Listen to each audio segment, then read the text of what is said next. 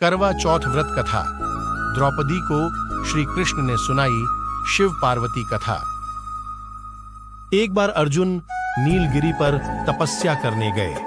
द्रौपदी ने सोचा कि यहाँ हर समय अनेक प्रकार की विघ्न बाधाएं आती रहती हैं।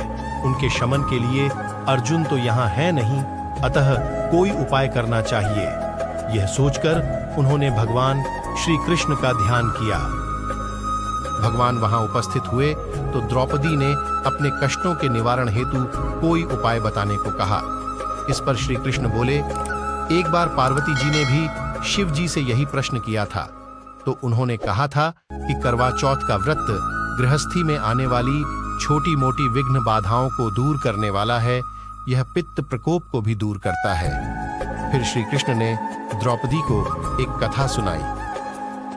प्राचीन काल में एक धर्मपरायण ब्राह्मण के 7 पुत्र तथा एक पुत्री थी। बड़ी होने पर पुत्री का विवाह कर दिया गया। कार्तिक की चतुर्थी को कन्या ने करवा चौथ का व्रत रखा।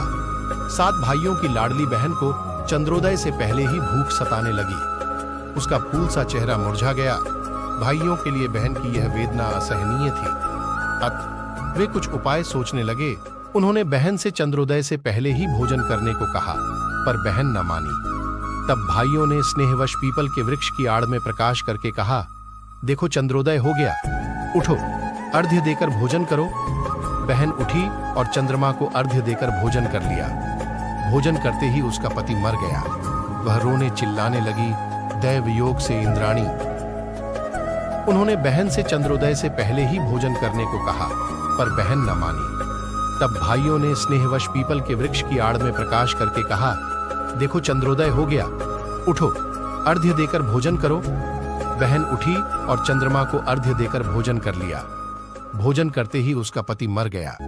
वह रोने चिल्लाने लगी, दैव योग से इंद्राणी।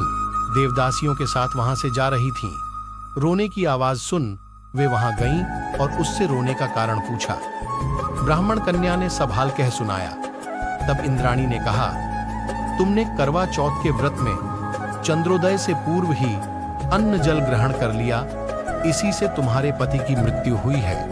अब यदि तुम मृत पति की सेवा करती हुई 12 महीनों तक प्रत्येक चौथ को यथाविधि व्रत करो, फिर करवा चौथ को विधिवत गौरी, शिव, गणेश, कार्तिकेय सहित चंद्रमा का पूजन करो और चंद्र उदय के बाद अर्घ्य देकर अन्न जल ग्रहण करो, तो तुम्हारे पति अवश्य जीवित हो उठेंगे।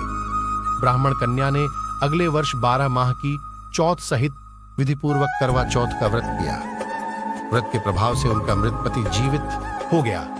इस प्रकार यह कथा कहकर श्री कृष्ण द्रौपदी से बोले, यदि तुम भी श्रद्धा एवं विधिपूर्वक इस व्रत को करो तो तुम्हारे सारे दुख दूर हो जाएंगे और सुख सौभाग्य धन धान्य में वृद्धि होगी। फिर द्रौपदी ने श्री कृष्ण के कथनानुसार करवा चौथ का व्रत रखा।